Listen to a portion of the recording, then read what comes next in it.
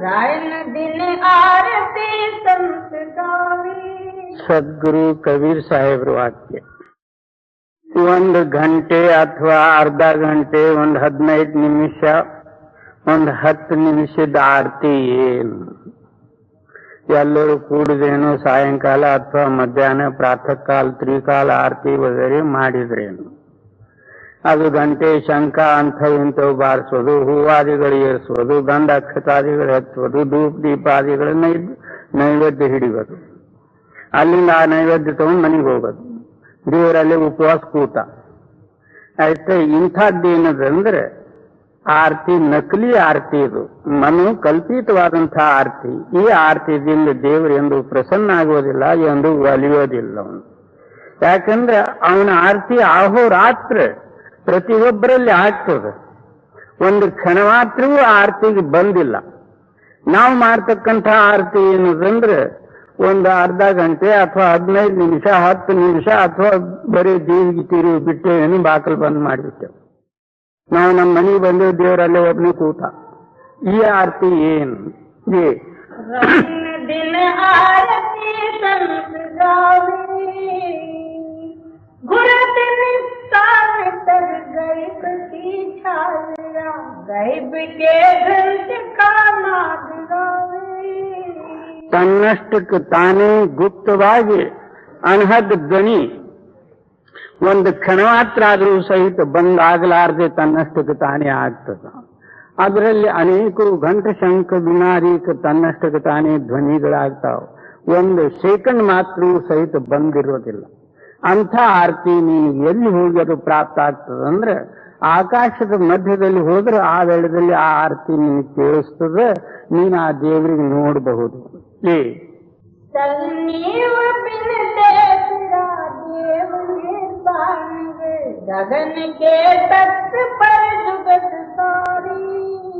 ಅಲ್ಲೇನದಂದ್ರೆ ಒಂದು ದೇವಾಲಯ ಅದ.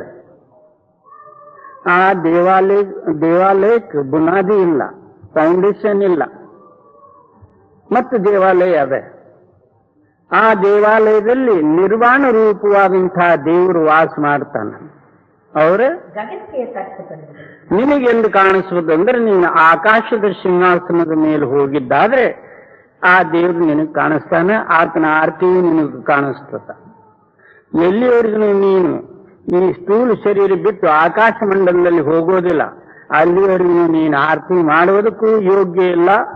ಆ ಆರತಿಯಿಂದ ಫಲವೂ ಏನೂ ಇರುವುದಿಲ್ಲ.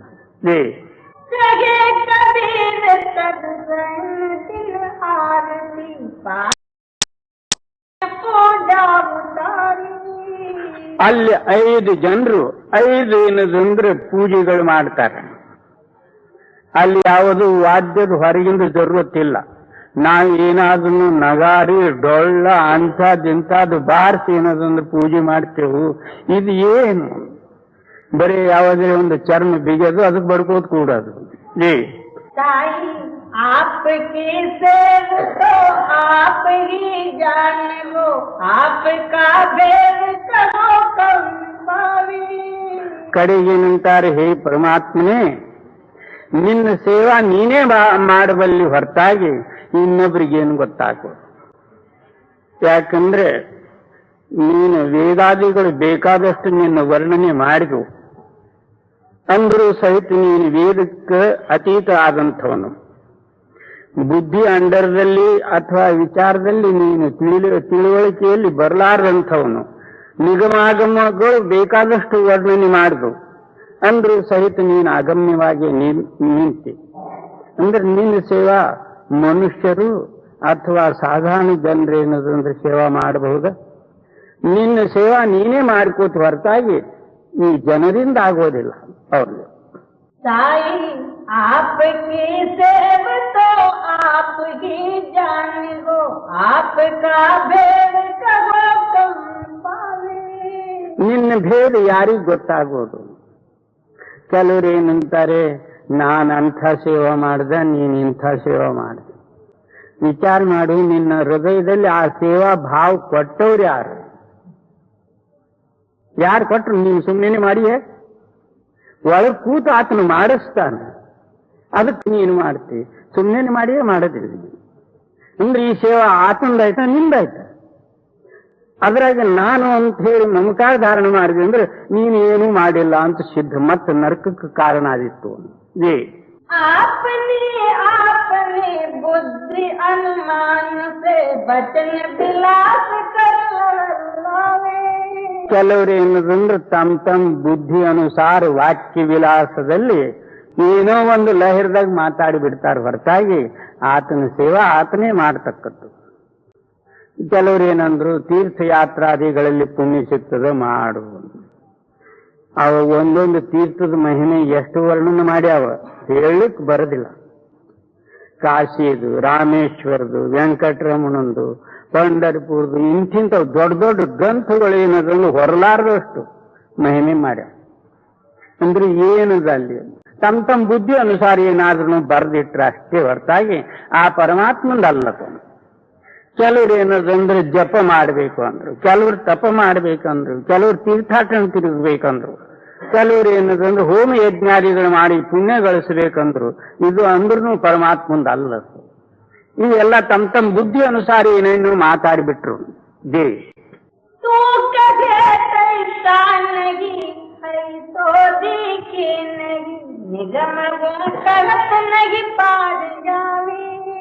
ಇಲ್ಲೊಂದೇನು ಆಶ್ಚರ್ಯವತ್ತದಂದ್ರೆ ಹೇಗೆ ಜನರಂತಾರೆ ಹಾಗೆ ನೀನಿಲ್ಲ.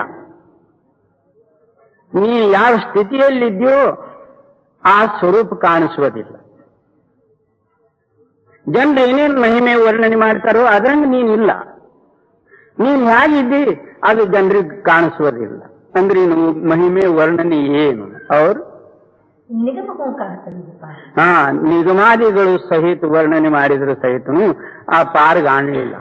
ಎಲ್ಲೆಲ್ಲೂ ಏನೇನು ತಮ್ಮ ವಾಕ್ಯ ವಿಲಾಸ ಬುದ್ಧಿ ವಿಲಾಸದಿಂದ ಅಂದ್ರು ಹೊರತಾಗಿ ನೀನ್ ಅವ್ರ ಅಂದಂಗಿಲ್ಲ, ನೀನ್ ಅವ್ರಿಗೆ ಕಾಣಿಸುವುದಿಲ್ಲ.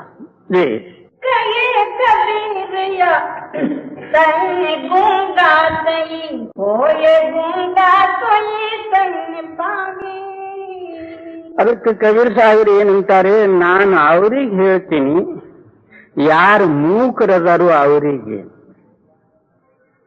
ಎಲ್ಲಿವರೆಗೂ ಮೂಕತ್ವ ಬಂದಿಲ್ಲ ಅಲ್ಲಿವರೆಗೂ ಅದು ತಿಳಿಲಿಕ್ಕೆ ಶಕ್ತಿ ಇಲ್ಲ. ಅದೇ ಹಾಗೆ ಯಾ ಪುರುಷನ ಆ ಪರಮಾತ್ಮ ನಾಮಸ್ಮರಣದಲ್ಲಿ ಐಕ್ಯ ಹೊಂದ್ಯಾನು ಅವನು ಹೇಳುವುದು ಏನು? ಯಾಕೆ ಆತನ ಅದೇ ರೂಪದಲ್ಲಿದ್ದಾನೆ. ಆತನಿಗೆ ಹೇಳುವುದರೇನು, ಆತನ ಹೇಳುವುದರೇ ಏನು? ಸ್ತಬ್ಧ ಆಗಿ ಆ ಪರಮಾತ್ಮನ ಸ್ವರೂಪದಲ್ಲಿ ಯಾರು ಚಿತ್ತೈಕ್ಯ ಮಾಡ್ಯಾರೋ ಅವರಿಗಾಗಿ ಇದು ಹೇಳುವುದು.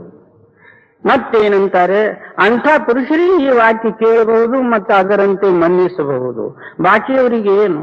ಏನೋ ಒಂದು ವಾಕ್ಯ ವಿಲಾಸ ಕೇಳೋದ್ರೊಳಗೆ ಒಂದು ಸ್ವಲ್ಪ ಸಂತೋಷ ಆನಂದ ಕಾಣಿಸ್ತದೆ, ಅಷ್ಟಕ್ಕೆ ಬಿಡಬಹುದು ಹೊರತಾಗಿ ಪೂರ್ಣ ಏನದಂದ್ರೆ ಆ ಧ್ಯೇಯ ಆ ಮೂಕರಿಗೆ ತಿಳಿಯೋದು.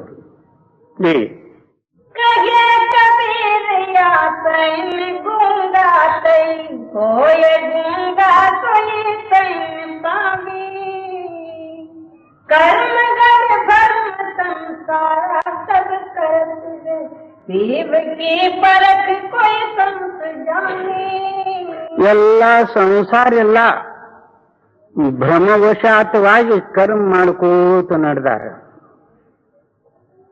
ಯಾವನು ಶಂಕರನ್ ದೊಡ್ಡವನಂದ, ಯಾವನು ವಿಷ್ಣು ದೊಡ್ಡವನಂದ, ಯಾವನು ಹರಿಭಕ್ತ ಆದ, ಯಾರು ಶಿವಭಕ್ತರಾದರು, ಯಾರು ಆಂಜನೇಯನ ಭಕ್ತ ಆದ, ಯಾರೇನದ ಅಣ್ಣಮ್ಮನ ಭಕ್ತ ಕೂತ, ಯಾರು ಯಾವುದೋ ಯಾರು ಯಾವ್ಯಾವ ಒಂದೊಂದು ಭಕ್ತರು. ಅದ್ರದ್ದೇನು ಲೆಕ್ಕನೇ ಇಲ್ಲ. ಏಸು ದೇವರದಾವ, ಏಸು ದೇವರು ಭಕ್ತರದಾರ. ಬಲ್ಕಿ ಏನದಂದ್ರೆ ಭಕ್ತರಿಗಿಂತಲೂ ದೇವರೇ ಹೆಚ್ಚದಾವು. ಒಂದೊಂದು ಮನೆಯಾಗಿ ಈಶೀಶ ದೇವರು, ಅದು ಆ ಕಲ್ಲ ದೇವರು ಮಣ್ಣು ದೇವರು ಬಿಟ್ರು ಮತ್ತಿನ್ನು ಪಟಗಳು ಅವೆಲ್ಲ ದೇವರಾಗಿ ಕೂತು ಬಿಟ್ಟಾವು. ಆ ಓಸು ದೇವ್ರದ್ದು ಉಪಾಸನೆ ಮಾಡೋದು ಏನು ಯಾವ ದೇವರು ಎಲ್ಲಿದ್ ಬರೋದು ಏನು ಗೊತ್ತೇ ಇಲ್ಲ. ಇವನಿಗೇನು ಲಾಭ, ಆ ದೇವ್ರಿಗೇನು ಲಾಭ? ದೇವರಿಗೆರೆ ಸುಖ ಅಂತೇಳಿ ಇವನು ಮಾಡೋದ್ರದಿಂದ ಅದನ್ನೂ ಇಲ್ಲ, ಇವನಿಗೆರೆ ಸುಖ ಅಂತೆ ಅದನ್ನೂ ಇಲ್ಲ.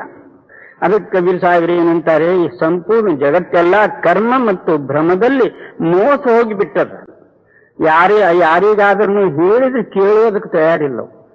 ಓಹೋ, ನಮ್ಮದು ಪರಂಪರಾ ಹಿಂದಕ್ಕೆ ತಾತ ಹಿಡಿದು ಬಂದಿದ್ದು, ನಾವು ಅದು ಈಗ ಯಾಕೆ ಬಿಡಬೇಕು, ಹೀಗೆ ಮಾಡಿ ಯಾವುದೇ ಒಂದು ಹಿಂದಿನ ಕೂಡಿಸ್ಕೊಂಡು ಅದರಲ್ಲಿ ಕೂಡಿ ಬಿಡ್ತಾರೆ ಹೊರತಾಗಿ ನೀನು ಯಾರು, ನೀನು ಯಾಕೆ ಇಂಥದ್ದೆಲ್ಲ ಮಾಡ್ತಿ, ಎಲ್ಲಿದು ಬಂದಿದಿ, ನಿನಗೆ ಎಲ್ಲಿಗೆ ಹೋಗ್ಬೇಕಾಗ್ಯದ, ಆ ವಿಚಾರ ಮಾತ್ರ ಏನೂ ಇಲ್ಲ. ಯಾವುದೇ ಒಂದು ದೇವರು ಹಿಡ್ಕೊಳ್ಳೋದು ನಡ್ಕೋತ ಹೋಗೋದು. पवन को पकड़ कर गंग और जमुन के घाट आए. ಇನ್ನು ಸುರ್ತ ಮತ್ತು ನಿರ್ತ, ಕೇಳುವ ಶಕ್ತಿ ಮತ್ತು ನೋಡುವ ಶಕ್ತಿ, ಅವರ ಮನ ಪವನ, ಗಾಳಿ, ವಾಯು ಮತ್ತು ಮನಸ್ಸ, ಇವು ನಾಲ್ಕು ಏನೋದೊಂದು ಒಂದೇ ಜಾಗದಲ್ಲಿ ತಗೊಂಡ್ ಬಾ. ಕೇಳುವ ಶಕ್ತಿ, ನೋಡುವ ಶಕ್ತಿ, ಮನಸ್ಸ ಮತ್ತು ವಾಯು, ಇವು ನಾಲ್ಕು ಒಂದೇ ಜಾಗದಲ್ಲಿ ನಿಲ್ಲಿಸು. ಆ ವೇಳೆಯಲ್ಲಿ ನಿನ್ನ ಅಂತರದಲ್ಲಿ ಒಂದು ಕ್ಷಣ ಮಾತ್ರದಲ್ಲಿ ಪ್ರಕಾಶ ಆಗ್ತದೆ. ಅವರು ಮೇಲಿಂದೇನದಂದ್ರೆ ಗಂಗಾ, ಯಮುನಾ ಇವು ಧಾರಾಗಳು ಬರ್ತಾವ, ಬಂದು ಇಲ್ಲಿ ಒಂದಾಗಿ ಅದರಲ್ಲಿ ಏನದಂದ್ರೆ ಆ ಪರಮಾತ್ಮನ ಪ್ರಕಾಶ ಅವ್ರ ಜ್ಯೋತಿ ರೂಪದ. ನೀನು ಈ ಪ್ರಕಾರ ನಾಲ್ಕು ಕೂಡಿಸಿ ಒಂದಾದ್ರೆ ಆ ವೇಳೆದಲ್ಲಿ ಏನಾದ್ರು ಪ್ರಕಾಶ ಆಗ್ತದೆ, ಪಾಪಾದಿಗಳು ದೂರ ಆಗ್ತಾವ, ನಿನ್ನ ಹೃದಯ ಪ್ರಕಾಶಮಾನ ಆಗ್ತದೆ, ನಿನ್ನಲ್ಲಿರ್ತಕ್ಕಂಥ ಕಾಮ, ಕ್ರೋಧ, ಲೋಭ, ಮೋಹ, ಸುಳ್ಳಾದಿಗಳೆಲ್ಲ ದೂರ ಆಗ್ತಾವ. ಮೇಲಿಂದ ಬರ್ತಕ್ಕಂಥ ಧಾರಾ, ಶಬ್ದ ಧಾರಾದಲ್ಲಿ ಕೂಡಿ ನೀನು ಮೇಲಕ್ಕೆ ಹೋಗು. ಜೈ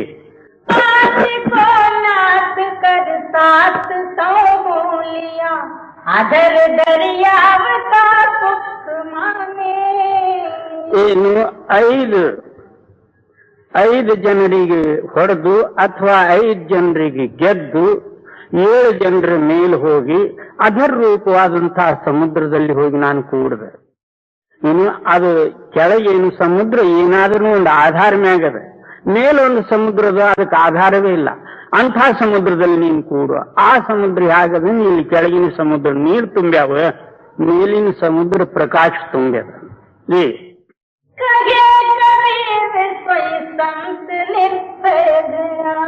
ಜನ್ಮ और मरण का बंधने. ಅವರೇ ಏನಂದ್ರೆ ಯಾರೋ ಒಬ್ರು ವಿರಳ ಸಂತ ಜನರು ಅವರು ನಿರ್ಭಯ ಮನೆಗೆ ಹೋದ್ರು. ನಂದು ಭಯ ಇರಲಾರ್ದಂಥ ಪರಮಾತ್ಮನ ರೂಪ ಅಥವಾ ಆತನ ಶಕ್ತಿ ಹೇಗದಂದ್ರೆ ಭಯರಹಿತ. ಈಗ ಎಲ್ಲಿಯವರೆಗೂ ನಮ್ಮ ಹೃದಯದಲ್ಲಿ ಯಾವುದೇ ಒಂದು ರೂಪದಿಂದ ಭಯ ಅದ ಅಂದ್ರೆ ಪರಮಾತ್ಮನ ಸ್ವರೂಪ ಇಲ್ಲ. ಎಲ್ಲರೂ ಒಂದು ಭಯ ಅದ, ನಾವು ನಡೆದ್ರ ಭಯ. ಈಗ ನಾವು ಹೋಗೋ ಕಾಲದಲ್ಲಿ ಕತ್ತಲೆಯಲ್ಲಿ ಶರ್ಪ ಬರ್ತದೇನೋ ಅಂತ ಭಯ, ಮನೆಗೆ ಹೋಗ್ತಾ ಏನು ಅನ್ನೋದೊಂದು ಭಯ. ಅಂದ್ರೆ ಭಯ ರೂಪದ ಈಗ ನಮ್ಮ ಆತ್ಮನ. ಸಂತರು ಏನಂತ ನಿರ್ಭಯ, ಅಲ್ಲಿ ಭಯನೇ ಇಲ್ಲ.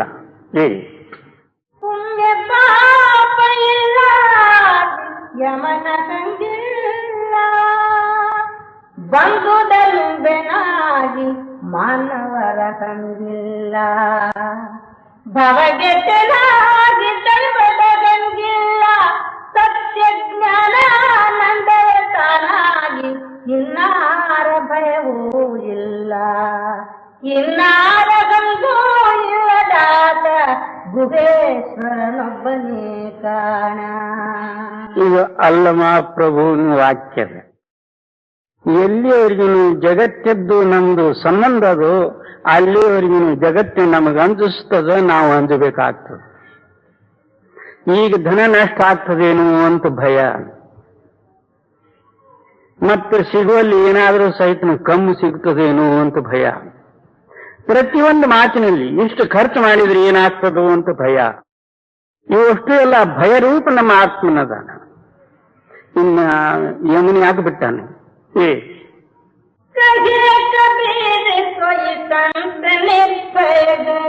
ಜನ್ಮ और मरण का ಅವರಲ್ಲಿ ಭಯನೇ ಇಲ್ಲ. ಎಲ್ಲಿ ಭಯ ಇಲ್ಲ ಅಂದ್ರೆ ಜನ್ಮ ಮರಣಾದಿಗಳೇ ಇಲ್ಲ.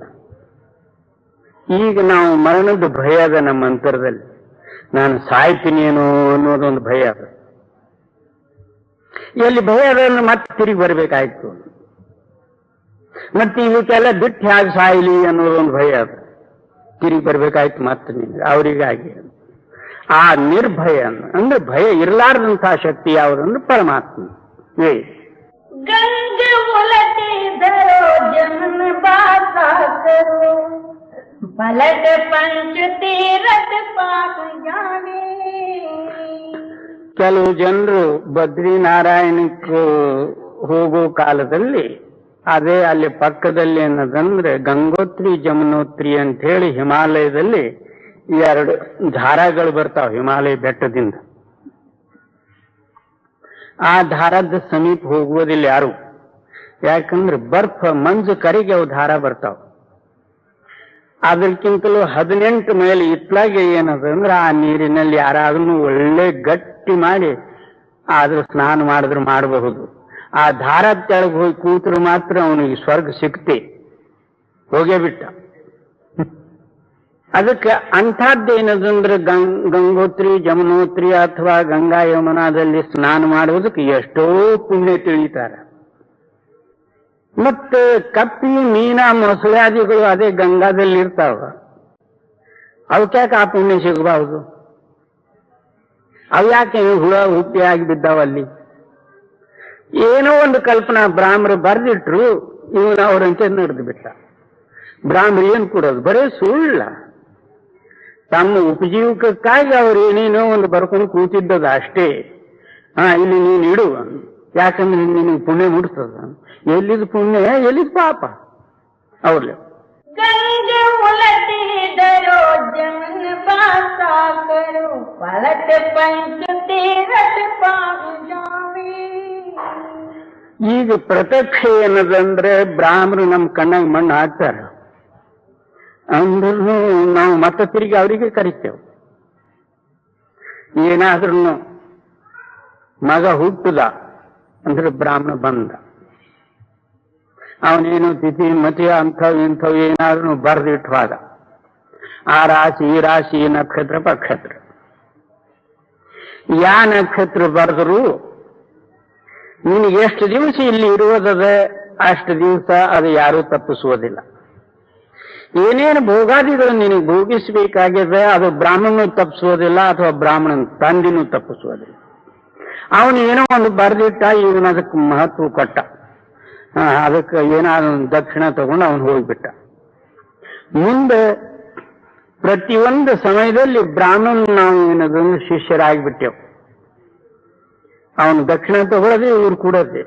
ಮತ್ತೇನದಂದ್ರೆ ಇವತ್ತು ನಾಳೇನಪ್ಪ ನಿಜವಾದಂತಹ ಬ್ರಾಹ್ಮರು ಒಬ್ರು ಇಲ್ಲ ಅಂತ ಬಾಯಿಲೆ ಮತ್ತೆ ತಿರುಗಿ ಅವರಿಗೆ ಕರೆಸ್ತಾರೆ. ಅವನು ಇರ್ಲಾರ್ದ ಕೆಲಸ ನಡೆಯೋದಿಲ್ಲ. ಅಂದ್ರೆ ಏನಿದು ಪ್ರತ್ಯಕ್ಷ ನಾವು ನೋಡ್ತೇವೆ ಸುಳ್ಳಂತ ಅಂದ್ರೂ ಮತ್ತೆ ಅದಕ್ಕೆ ಏನದನ್ನು ಮೆಚ್ಚೋದು. ಆ ಪಂಡಿತರಿಗೆ ಕರೆಸ್ರಿ ಈ ಪಂಡಿತರಿಗೆ ಕರೆಸಿ ಲಗ್ನದಲ್ಲಿ ಬ್ರಾಹ್ಮಣನ್ ಬೇಕು ಅಂತ. ಯಾಕಪ್ಪ ಅವನೇನ್ ಮಾಡೋದು? ಬಂದು ಇತ್ಲಾಗಿ ಏನು ಪೂಜಾ ಪಾಠ ಏನಿರಿ ಇದ್ದಿದ್ದು ಹೊತ್ಕೊಂಡು ಹೋಗೋದಕ್ಕೆ ಮಾತ್ರ ಬರೋದು. ಅವನು ಮಾಡೋದು ಏನು? ಈಗೆಲ್ಲ ಏನು ಸುಳ್ಳೇ ಭ್ರಮ ಅವ್ರಿಗೆ. गंग उलटी धरो जमन बाता करो पलट पंच तीरथ पाप जाने. ಏನು ಗಂಗಾ ರೂಪವಾದಂತಹದ್ದು ಮೇಲಿಂದ ಶಬ್ದದ ಧಾರ ಬಂದು ನಮ್ಮ ರೋಮದಲ್ಲಿ ವ್ಯಾಪಕ ಆಗ್ಯದ. ಜಮುನಾ ಏನದಂದ್ರೆ ಆ ಸ್ಥಾಯಿ ಸ್ಥಾನದಲ್ಲಿ ನಿಂತಿದ್ದದ. ಜಮುನಾ ಅಂದ್ರೆ ಅದಕ್ಕೆ ಒಯ್ದು ಕೂಡೋದು. ಜಮಾ ಅಂದ್ರೆ ಕೂಡಿಸೋದಕ್ಕೆ ಜಮುನಾ ಅಂತ. ನೀನಿದೆಲ್ಲ ಚೇತನ ಚಿತ್ತ ಎಲ್ಲ ಇದರ ಒಳಗಿಂದ ಕಡೆಗೆ ಮಾಡಿಕೊಂಡು ಆ ಮೇಲಿದ್ದಂತಹ ಶಕ್ತಿಗೆ ಕೂಡಿಸೋದಕ್ಕೆ ಜಮುನಾ ಅಂದ್ರು. ಜಮುನಾ ಅಂದ್ರೆ ಕೂಡಿಸೋದು. ಅವ್ರೆ पलट पंच तीरथ. ನೀನು ತಿರುಗಿ ಹೋಗುದಂದ್ರೆ ಅದೇ ಯಮುನಾದಲ್ಲಿ ಕೂಡಿ ಮೇಲಕ್ಕೆ ಹೋದ್ರೆ 5 ತೀರ್ಥಗಳದಾವು. ಆ 5 ತೀರ್ಥದಲ್ಲಿ ಸ್ನಾನ ಮಾಡ್ಕೋತ ನಿನ್ ದೇಶಕ್ಕೆ ನೀನು ಹೋಗು. ನೀರ ನಿರ್ಮಲತಾ ರೈನ ದಿನ ಜರತ್ ಗೈ ನಾಯ ಜೋ ಬಗರ ಭವ ಸಿಂಧು ನ ಆವೆ. ಅಲ್ಲಿ ನಿರ್ಮಲವಾದಂತಹ ನೀರು ಆಹೋರಾತ್ರ ತನ್ನಷ್ಟಕ್ಕೆ ತಾನೇ ಸುರಿತದ. ಅಂಥ ನೀರಿನಲ್ಲಿ ಯಾರು ಸ್ನಾನ ಮಾಡ್ತಾರಂದ್ರೆ ಮತ್ತೆ ತಿರುಗಿ ಆತನ ಭವಸಾಗರದಲ್ಲಿ ಬರೋದಿಲ್ಲ. ಇಂಥ ತೀರ್ಥದಲ್ಲಿ ಸ್ನಾನ ಮಾಡು. ಇವು ಹೊರಗಿನ ತೀರ್ಥಗಳು ಏನು? फिर बौरे तगा बुद्धि की नाच है, बाज के झपट में सिंध नादी. ಅದಕ್ಕೇನಂತಾರೆ, ನೀನು ತಿರುಗದೆ ಅಂದ್ರೆ ಅಲ್ಲಿ ಬುದ್ಧಿ ನಾಶದ, ಮತ್ತು ಅದರಲ್ಲಿ ಐಕ್ಯ ಹೊಂದದೆ ಬುದ್ಧಿ ನಾಶ ಲಯ ಹೊಂದಿ ಹೋಗ್ತದೆ. ಇಂಥದ್ದೇನಂದ್ರೆ ಪ್ರೇಮ ರೂಪವಾದಂಥ ಗರುಡ ಪಕ್ಷಿಯಲ್ಲಿ ಇದು ಸಣ್ಣ ಗುಬ್ಬಿ ರೂಪವಾದಂತಹದ್ದೇನದಂದ್ರೆ ಮನಸ್ಸು ಸಿಕ್ತಂದ್ರೆ ಅದು ಹೊಡಿಲಾರದೆ ಬಿಡೋದಿಲ್ಲ. ಏನು ಆ ಪ್ರೇಮ ರೂಪವಾದಂತಹ ಗರುಡ ಪಕ್ಷಿ. ನಮ್ಮ ಮನಸ್ಸು ಏನದು ಚಿಕ್ಕದು ಒಂದು ಗುಬ್ಬಿ, ಅದ್ರ ಕೈಯಾಗ ಸಿಕ್ತಂದ್ರೆ ಮಾತ್ರ ಇದು ಸತ್ತು ಹೋಗ್ತದೆ, ಇರೋದಿಲ್ಲ. ಪರಂತು ಇದು ಸಿಗೋದಿಲ್ಲ, ಮಹಾ ಚಲಾಕ.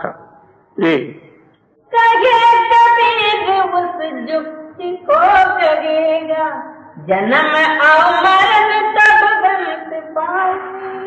ಅದಕ್ಕೆ ಕಬೀರ್ ಸಾಹೇಬರು ಏನಂತಾರೆ, ಇಂಥ ಯುಕ್ತಿಗೆ ನೀನು ಧಾರಣ ಮಾಡಿದ್ದಾದ್ರೆ ಜನ್ಮ ಮರಣಾದಿಗಳು ತನ್ನಷ್ಟಕ್ಕೆ ತಾನೇ ದೂರ ಆಗ್ತಾವೆ. ಜೈ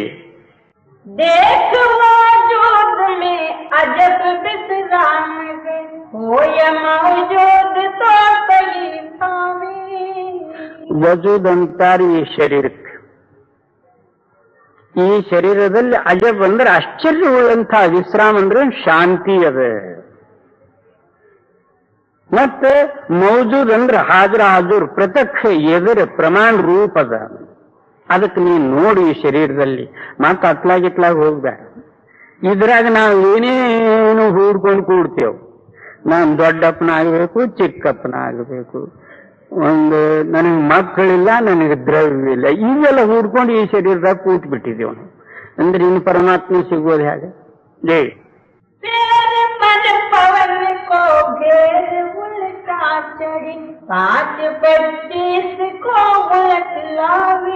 ಅದಕ್ಕೆ ನೀನು ಮನಸ ಮತ್ತು ಗಾಳಿ ಉಲ್ಟಾ ತಿರುಗಿ ಬಿಡು, ಮೇಲಕ್ಕೆ ಹೋಗಲಿ. ಆ ವೇಳೆಯಲ್ಲಿ 5 ವಿಷಯಗಳು 25 ಪ್ರಕೃತಿಗಳು ತನ್ನಷ್ಟಕ್ಕೆ ತಾನೇ ಬಿಡುಗಡೆ ಆಗ್ತಾವ. ಅವಕ್ಕೂ ಕೆಳಗೆ ಇದ್ದು ಹೋಗ್ರಿ ಅಂದ್ರೆ ಅವು ಎಂದು ಹೋಗೋದಿಲ್ಲ. ನಾವು ಬೇಕಾದಷ್ಟು ಪ್ರಯತ್ನ ಪಡಿತೇವೆ. ನಮ್ಮ ಚಿತ್ತ ಏನದಂದ್ರೆ ಎಲ್ಲಿವರೆಗೂ ಆಕಾಶ ದಾಟಿಲ್ಲ ಅಲ್ಲಿವರೆಗೂ ಅವ್ರು ಹೋಗ್ಲಾರ್ದೆ ಇರೋದಿಲ್ಲ, ಹೋಗೋದೇ ಇಲ್ಲ ಅವರು. ಎಷ್ಟು ನಾವು ಅವ್ರಿಗೆ ಬಲಕರ ಮಾಡಿ ಅಥವಾ ಮ್ಯಾಗಿಂದ ಹಠದಿಂದ ಕಳಿಬೇಕಂತೇವು, ಅವ್ರು ಅವಾಗೆ ಹೋದಂಗ್ ಮಾಡ್ತಾರೆ, ಮತ್ತೆ ತಿರುಗಿ ಬಂದಿರ್ತಾರೆ. ಆಗಿನ ಕಾಲದಲ್ಲಿ ಕೇಳೋ ಕಾಲದಲ್ಲಿ ವಿಚಾರ ಮಾಡೋ ಕಾಲದಲ್ಲಿ ಏನು ದೂರ ಆದಂಗಾಗಿರ್ತಾರೆ. ಮತ್ತೆ ತಿರುಗಿ ಬಂದು ಯಾವಾಗ ಸೇರಿರ್ತಾರೋ ಗೊತ್ತಾಗೋದಿಲ್ಲ. ನೀನು ಆ ದೇಶವೇ ಬಿಟ್ಟು ಆದ್ರೆ ಮಾತ್ರ ಅವ್ರು ನೀನು ಸಮೀಪ ಬರೋದಿಲ್ಲ.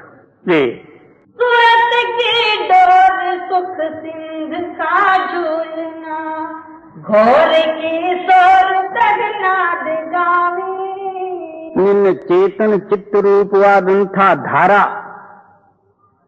ಸುರತಿಕಿ ಡೋರ್, ಅದು ಏನದಂದ್ರೆ ಸುಖದೊಂದು ಸಮುದ್ರದ ಅದು ದಾರಿ ಅದ.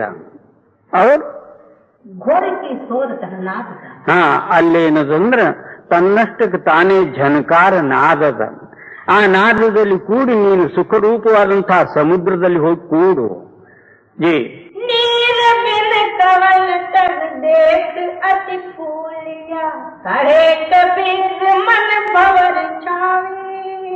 ನೀರು ಇರಲಾರ್ದೆ ಅಲ್ಲೊಂದೇನದಂದ್ರೆ ಕಮಲ ತನ್ನಷ್ಟಕ್ಕೆ ತಾನೇ ವಿಕಸಿತದ. ಮನಸ್ಸು ರೂಪವಾದಂತಹ ಭ್ರಮರ ಆ ಕಮಲದಲ್ಲಿ ಹೋಗಿ ಕೂರ್ತು ಮುಳುಗಿ ಬಿಟ್ಟು ಅಥವಾ ಆ ಸುಗಂಧಿಯಲ್ಲಿ ತಲ್ಲಿನ ಆಯ್ತಂದು ಮತ್ತೆ ಇತ್ಲಾಗಿ ನೋಡೋದಿಲ್ಲ.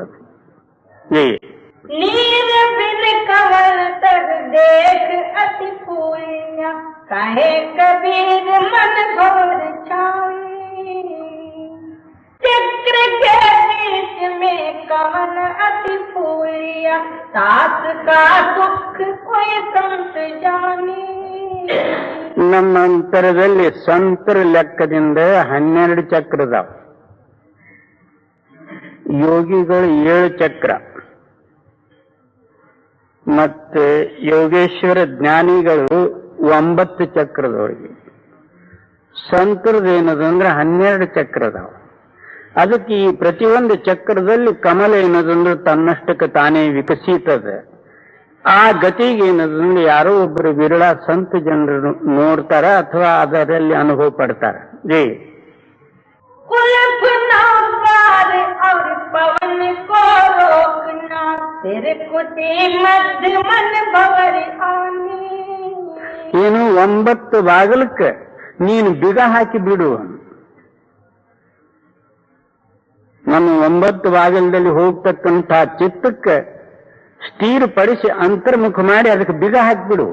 ಮತ್ತೆ ಭಜನೆಯ ಅಭ್ಯಾಸ ಮಾಡುವ ಕಾಲದಲ್ಲಿ ಅದು ಎತ್ತಲಾಗಿರು ಓಡಬಾರದು. ಹಾಗೆ ಹೇಗೆ ನಾವು ಮನೆಗೆ ಏನೋದನ್ನು ಬಿಗ ಹಾಕಿ ಬಿಡ್ತೇವೆ, ಮನೆಗಿದ್ದವ್ರು ಹೊರಗೆ ಹೋಗ್ಲಿಕ್ಕೆ ಬರೋದಿಲ್ಲ.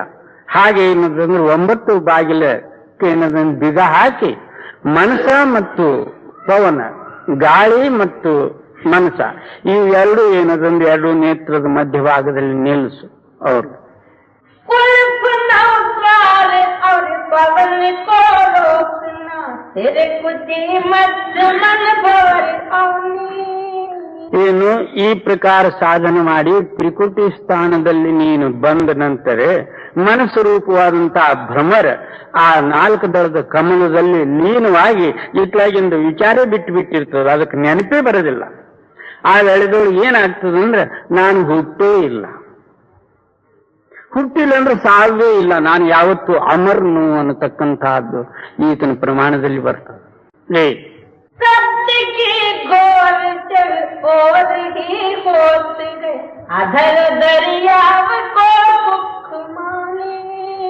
ಎಲ್ಲ ಕಡೆ ಓತಪ್ರೋತ್ ಸಂಪೂರ್ಣ ಬ್ರಹ್ಮಾಂಡ ಎಲ್ಲ ಶಬ್ದ ರೂಪ ಆಗ್ತದೆ. ತಾನು ಸಹಿತ ಇರುವುದಿಲ್ಲ, ಬ್ರಹ್ಮಾಂಡವೂ ಇರುವುದಿಲ್ಲ. ಅದು ಅಧರ. ಆ ಶಬ್ದ ಎಲ್ಲಿದ್ ಬಂತಂತ ಹೇಳಕ್ ಬರೋದಿಲ್ಲ. ಅದು ಅಧರವಾಗಿ ತನ್ನಷ್ಟಕ್ಕೆ ತಾನೇ ಅದ. झूल सुख सिंध में जन्म मरण का भरम भानी. ಅದಕ್ಕೆ ಕಬೀರ್ ಸಾಹೇಬರು ಏನಂತಾರೆ, ಇಂಥ ಸುಖ ಸಮುದ್ರದಲ್ಲಿ ನೀವು ಮುಳುಗಿ ಬಿಡು. ಅಲ್ಲಿ ಜನ್ಮವಿಲ್ಲ, ಮರಣವಿಲ್ಲ, ಹುಟ್ಟುವುದೂ ಇಲ್ಲ, ಸಾಯೋದು ಇಲ್ಲ. कहे कबीर यो झूल सुख सिंध में जन्म मरण